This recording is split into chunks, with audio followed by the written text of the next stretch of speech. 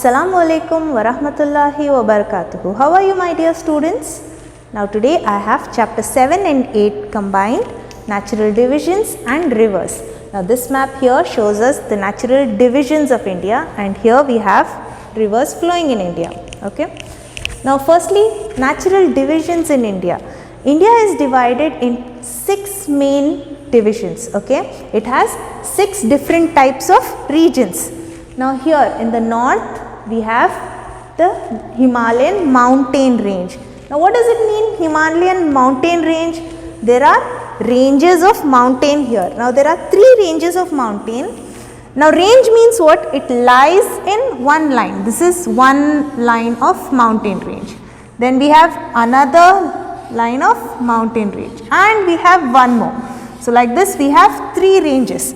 The first range is Himadri, the second range is Himachal, and the third range is Shivalik. Okay. Now this Himadri has very high mountains. Okay, they are very big, almost 6,000 to 8,000 meters height they have. And here we have mountain ranges of a little less height, maybe around 4,000 range. Okay, and this is more or less. So this way, this is the mountain range, it flows in line. Now we have hill stations like Shimla, Manali, etc. here. Okay. Now so this is the northern mountain range. Now next, coming down we have northern plains. Okay. Now the northern plains are very fertile. Why? Because we have many rivers flowing through it. Now first, to begin with, from west, Indus river flows till here, Brahmaputra. Okay. So many rivers flowing in.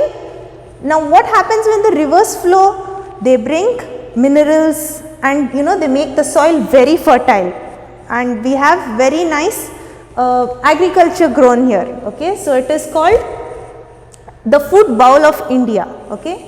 The northern plains are also called the food bowl of India because we have good agriculture grown here.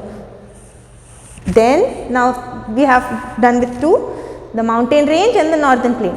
The next is here, this Thar desert region. Okay. Now desert, when I say desert, we all know what a desert is, right? So this is a desert area. Now in a desert, when we have a small water place, and where a little river is there, and we have few trees, what is it called? It's called oasis. Okay. Usually deserts don't have water, right? But our Thar desert has one small Luni river. Okay. And we have the Aravalli mountains here, which cuts it from this another region. Okay. This Aravalli mountain comes here in the Thar desert. Now next is the plateau region. Now plateau means it's like a step. Okay. It is in a height. It's this whole area over here is in a height. It is called the plateau region. It's famous, we call it the Deccan Plateau region also. Now here this side we have the Western Ghats, here we have the Eastern Ghats, and here we have Vindhya mountains, which divide it from, it separates it from northern plains. Okay. The Vindhya mountain separates the plateau region from the northern plains. We have the Malwa plateau as well. So this region here, it's the biggest region in India. Okay, the plateau region. Okay, next we have this coastal range. Okay, this coastal plains. Coastal plains is a low-lying area. Okay, now this plateau is in a step-like range, and this is here in the low-lying area. Now this coastal plains connects with the sea. Okay, here this full range, it connects with the sea. Then we have the islands, Lakshadweep Islands and Andaman and Nicobar Islands. So in all we have 6 divisions. The first one, Himalayan range or Himalayan mountains, then the northern plains, Thar desert or the desert region, plateau region, coastal plains and islands. Okay. Now coming to the rivers. Indus River flows through the Himalayas. Okay. Now here it comes in from Punjab. So this Punjab has got its name from this 5 rivers which flows. Punjab. Okay. It flows through the Himalayas. And here this Ganga river which flows in the northern plain. Remember I had told you northern plains are very fertile because the rivers flow here. So this Ganga river flows till here, Brahmaputra, from Indus till Brahmaputra. So many rivers flowing in the northern plains makes it very fertile, okay, makes the land very fertile here. Then we have Mahanadi, Godavari, Krishna, Kaveri, Narmada, Tapti, all these rivers flow in this region and make the place fertile. Now here, Ganga is the most important river of India and Brahmaputra is the longest river of India, okay. And here Yamuna, Delhi and Agra are located on the banks of Yamuna, okay. Kaveri river is very important in the southern region, okay. Now see, all the rivers are connected with the sea, okay. Now see here, Mahanadi connects with Bay of Bengal, Godavari connects again with Bay of Bengal, even Krishna and Kaveri, all these rivers connect here with Bay of Bengal. Now here Indus river is connected from Arabian Sea, okay. So what happens, the rivers are flowing water bodies which come from melting snow and rainwater, and then it goes and connects with the sea. Now let's learn about the regions, okay. Now the northern mountain ranges. Now the name suggests, right, northern. Where will this region come? On the north. This is north. You remember, right? This is north and this is south. So northern mountain range will be on the top here. Now this region has mountains, okay. They have many mountains. So it is called mountain ranges. Now Mount Everest is the highest mountain, okay. It is the biggest and highest mountain there. Now peak means what? It is the top, this pointed area on the mountain is the peak. In a map also we draw a triangle to show peak, okay. Shimla, Manali are all mountainous regions, right? It comes here in this region, okay. Next is the northern plains.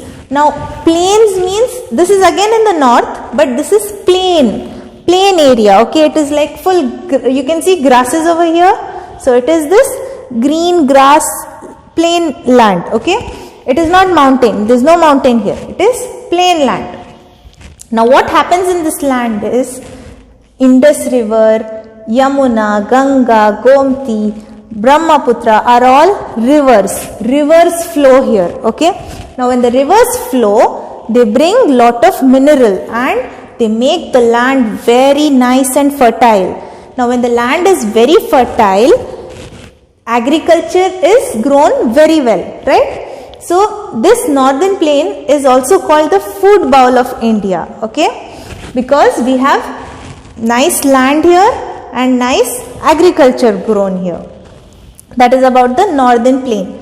Then is the desert.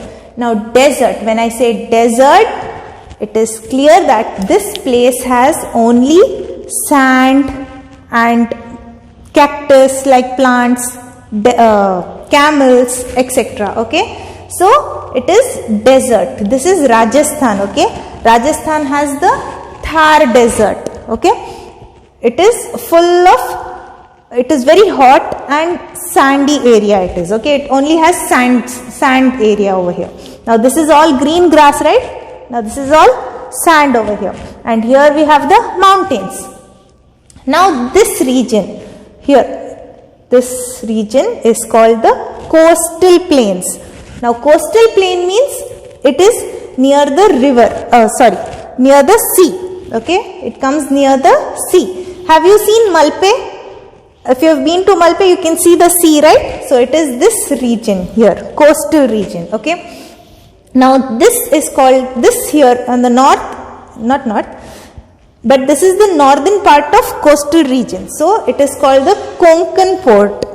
and here we have the Malabar coast. Okay, it is the coast, it is called Konkan coast and Malabar coast, and this side, this is Coromandel coast. Okay, now we have port over here. Port means it is a place where ship comes and lands. Now airport means aeroplanes come.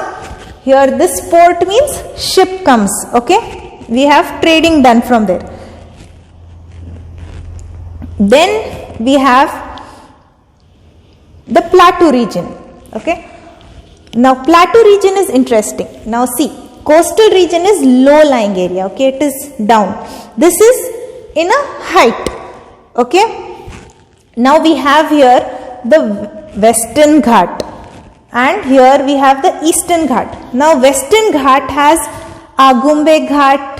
Have you heard? Have you been to Agumbe Ghat? Shimoga, all those places come here on the Ghats. Okay, it is the Ghat region. Now see here the spelling, Eastern, E-A-S-T-E-R-N, Eastern, Western, W-E-S-T-E-R-N, Western. And now the last one, the island group. Now see, island means it is a land and water on all the sides. In Malpe, if you have seen the St. Mary's Island, okay, it is like a small land and water on all the sides. We have Lakshadweep Islands and Andaman Nicobar Islands. So students, learn the spellings, and I am sure you must be clear with all the different parts or regions of India. Alright students, I hope you have understood today's lesson about the natural divisions and rivers of our India. Now read your textbooks thoroughly and see you in the next session. Jazakumullahu khairan.